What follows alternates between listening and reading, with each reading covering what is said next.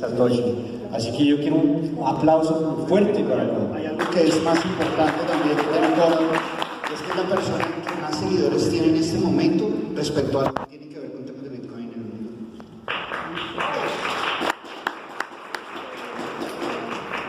Thank you. So I'm going to talk to you about why Bitcoin SV is a free and open blockchain. And Ryan said he wasn't going to start any drama up here, but I'm going to do just that. So I'm actually going to walk you through why the Bitcoins that we've had in the past, and then also the cryptocurrency ecosystem itself, is not built on the principles of actually maximizing freedom.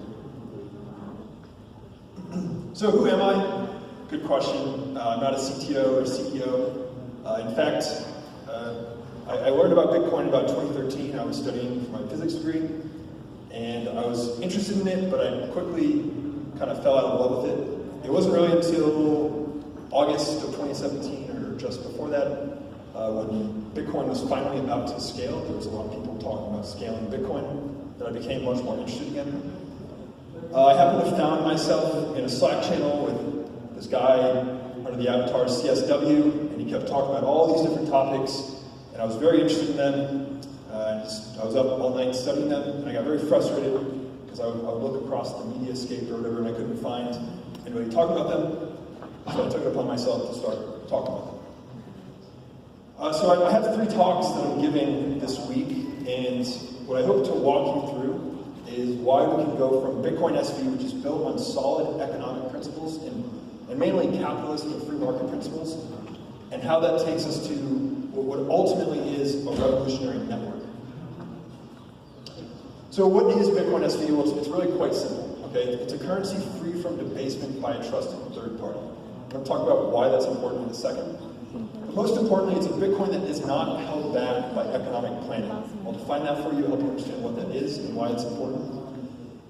And most importantly, finally, Bitcoin becomes a currency that allows miners, developers, and users to compete and add value to the network. So when I talk about being free from debasement by trusted third parties, I have an image here of, I'm from the United States. This is the US dollar's purchasing power over the past 400 years. So if I were to put $1 underneath my mattress for 100 years, it does not hold value very well, and it's been debased by economic policies at the hands of the US government, and mainly inflation. And so while debasement is often associated with inflation, I want you to think throughout this presentation, what other ways can an asset be debased? And it turns out we in the cryptocurrency world have found many ways to do so. So Satoshi Nakamoto, when he introduced Bitcoin to the world, he said the root problem with conventional currency is all the trust that's required to make it work. The central bank must be trusted not to debase the currency, but the history of fiat currencies is full of breaches of that trust. One of my favorite economists, Frederick Hayek, has a beautiful quote that almost presciently describes Bitcoin, where he says, "I don't believe we shall ever have a good money again before we take the thing out of the hands of government. All we can do is by some sly, roundabout way, introduce something that they can't stop." So Bitcoin became introduced in 2008, 2009, and look what it spawned.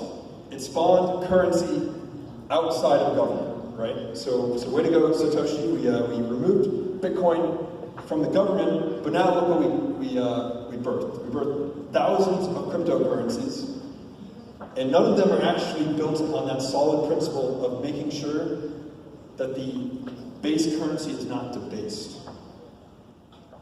Sorry.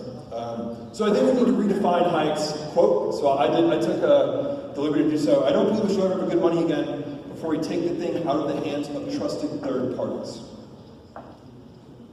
And when Bitcoin SV, you've heard a lot today about a locked protocol. And what this really means is that the asset must remain fixed. We can only have fair competition on top of Bitcoin if the rules of the game remain constant. If the rules are consistently changing, we end up with either unfair competition or no competition at all. And Satoshi was very clear that there's 2 really basic aspects of Bitcoin. Number 1, there's a fixed cap. So it's a deflationary currency. There's never going to be more than 21 million coins. That's never going to change, right? So you don't have to worry about debasement by inflation anymore. But he was also clear that the consensus mechanism is based on open market competition. So if you're wondering, why do we need a lock protocol? A lot of developers in the cryptocurrency world argue in favor of changing the protocol every day, every month. But here's something to think about, and this is actually true today, this could be true today, that there could be transactions that were signed in February of 2009 that are no longer able to be broadcast to the Bitcoin network today. So what are we building if that's the case? If I sign a transaction, if we're going to build stable money, we're all going to talk about Bitcoin, we're talking about stable, hard money. But if I sign a transaction and 10 years later it's no longer valid, then what's the point? Bitcoin actually means that your money should be safe from debasement by anybody. Now, Satoshi was very clear that we needed a lock protocol. He said, the nature of Bitcoin is such that once version 0.1 was released, the core design was set in stone for the rest of its lifetime. So despite what you might hear online, this is what Satoshi actually wrote. So what was Bitcoin version 0.1?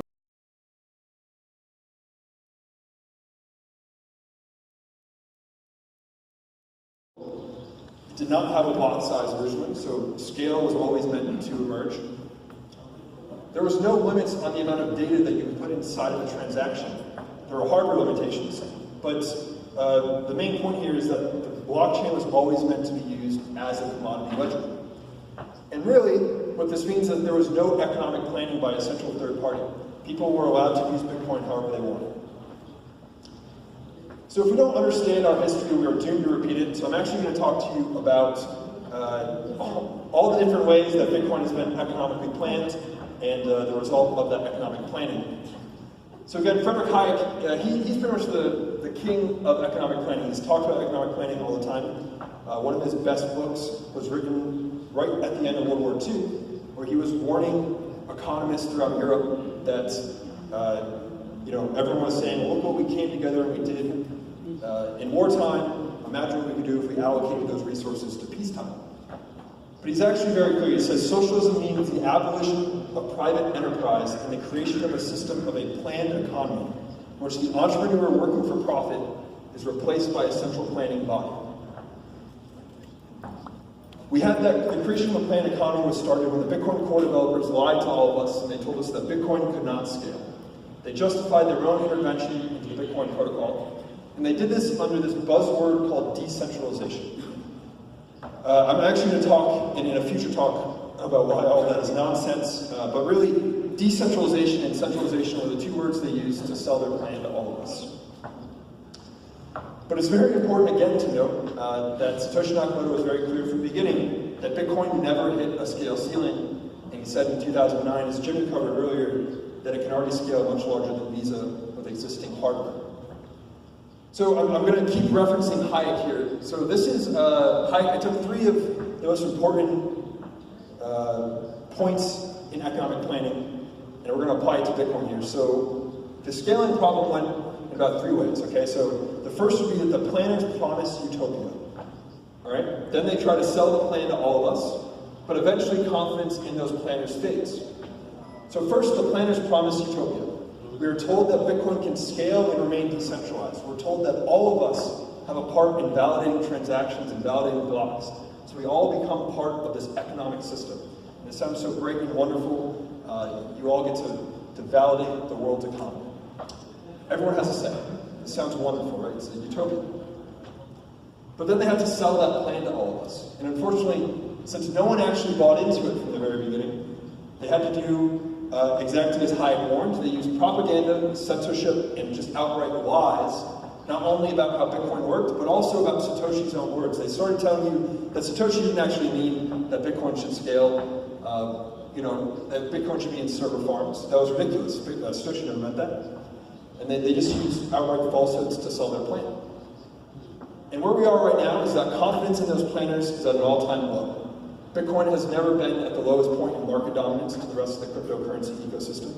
We now have 3 Bitcoins, even though there's really only 1. And most importantly, this became evident to everybody in December of 2017, January 2018, when the fee market was, it was bananas. I had a friend, she was given $10 by Coinbase just for using their service in Bitcoin, at the time BTC. She said, cool, what do I do with it? And I said, don't touch it, because you'll lose it all. And so it cost about $50 just to use Bitcoin at the time BTC in December of 2017. But this was great to the economic planners. They were having parties. Gregory Maxwell was pulling out the champagne. He starts using some techno babble after this to explain why he was. But he thought it was wonderful that in December of 2017, the fee reward was higher than the minor block. And this is important because we, again, since Bitcoin is an economic system, we have to look at everything we do in an economic lens. So I'm going to read this quote out loud and I'll kind of give some context. If the producers can be protected against underbidding by outsiders, it means that others who are worse off are precluded from sharing in the relatively greater prosperity of the controlled decided to do is they wanted to protect the miners from the underbidding of others, right? They wanted to make sure that we hit that fee market as soon as possible. But what this actually means is that people like you and me can't actually use Bitcoin. People like my friend who just had found out about Bitcoin couldn't use it because it would cost them too much. So the rest of the world is actually excluded from sharing in the greater prosperity of using Bitcoin. And actually this is what they want. So the CSO of Blockstream, Samson Mao, says that Bitcoin is not for people who make $2 or less a day. Putting aside the fact that the title of the Bitcoin white paper is a peer-to-peer electronic cash system. So I mentioned earlier that they spread all of this arguing that mining would become centralized. We were told to worry about miners are going to centralize, so we need to make sure we don't raise the block sizes. We're going to keep Bitcoin decentralized. But while all of these lies are being fed to us, control over the protocol became centralized. And this is a real problem because when control over the protocol becomes centralized, it means that your money is not safe from debasement. So Bitcoin no longer serves its purpose. So all of this goes on, and to make a long story short, we finally hit August of 2018, where Bitcoin Cash forks away from the BTC chain. First, we raised the block size to 8 megabytes, and then again to 32 megabytes. So to people like me, I've been waiting around literally since when I first read about Bitcoin in 2013, I was waiting for a block size increase. This was wonderful. It finally happened. But it came with its own set of problems. So we went from one group of economic planners to another. We went from the Bitcoin core developers to Bitcoin ABC. So Bitcoin ABC became the main development node on the Bitcoin Cash blockchain. And unfortunately, they had the same tendencies as the Bitcoin core developers to start saying, well, no, the market can't figure out how to scale Bitcoin. We need to do it. It all came to a head when Amaury Sachet published a post titled On Markets and Pre-Consensus. And the very beginning of the post says that Bitcoin Cash supporters often make the mistake to think various variables controlling the protocol needs to be left to the market. Now he kind of lies to me because it says controlling the protocol, but then he goes on to list things that are outside of the protocol, like the size of op return, the amount of opcodes that can be in a script, all these kinds of things. But immediately, Amaury Sachet starts saying, look, the miners can't figure it out, I can, don't worry, I have the plan, I'm going to sell you on this plan. And divisions start to form, so we end up just in Bitcoin Cash now, we have again 2 more groups that form. One that wants to leave the protocol fixed and allow miners to compete for everything else. And then another group that says, don't worry, Amaury Sachet, the benevolent dictator, will take care of all future protocol decisions. This is very bad, because an authority directing the whole economic system of the country would be the most powerful monopolist conceivable. This is a problem because instead of going from Bitcoin having a fixed, a locked protocol where no one has control over the money, the other 2 Bitcoin chains continuously go back to this idea of giving all control over the underlying asset to a centralized group of developers. So while there were 3 Bitcoins at this time, there was really just two visions. One, a centrally planned Bitcoin where the planners must be trusted not to debase the currency, and a free and open Bitcoin governed by market forces where the underlying asset is free from centralized control. So if you're confused, well, there's 3 Bitcoins, I don't know what's going on. Well, it's very simple. There may be 3 tickers that describe different elements of Bitcoin, but there's only one Bitcoin protocol. And in August of 2017, when the Bitcoin core developers added Segwit, they forked away from Bitcoin.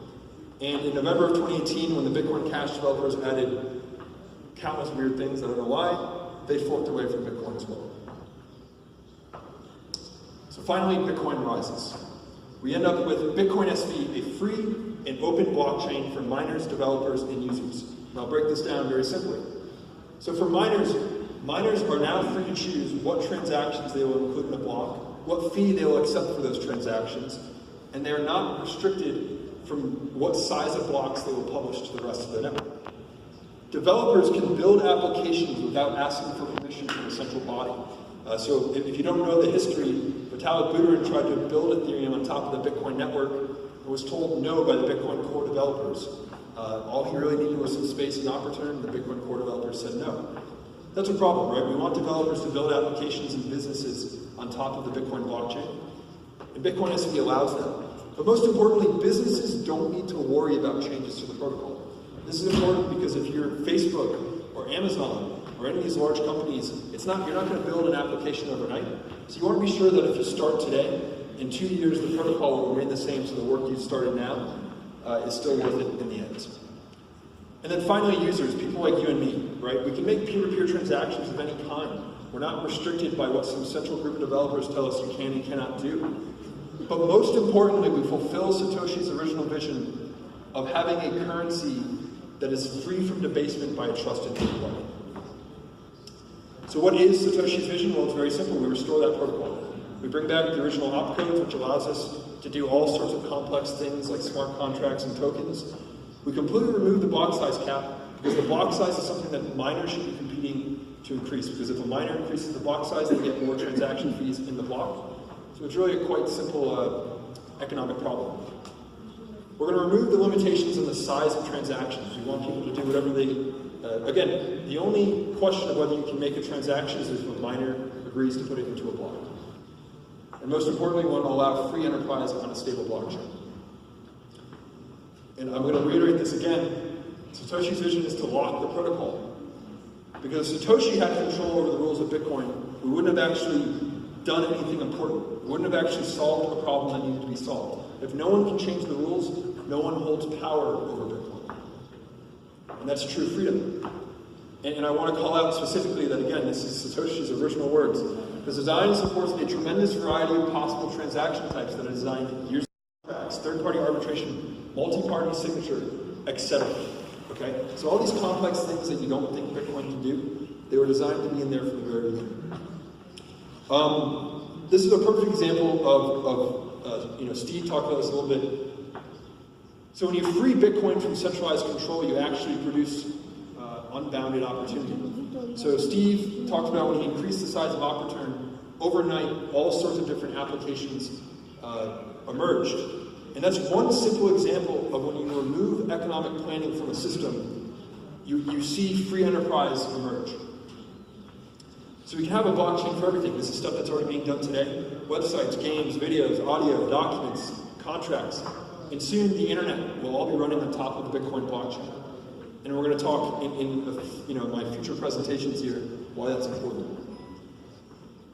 Now, instead of developers working to build changes into the protocol, we have a perfect example of someone, again, Steve talked about Unwriter earlier. Unwriter is a person who's deciding, instead of changing the protocol, he's going to build piping on top of Bitcoin to allow applications to transact, right? So if you know anything about the gold rush, at least in the United States, in the gold rush, the people that made the most money were the people that sold shovels, not the people that actually mined gold.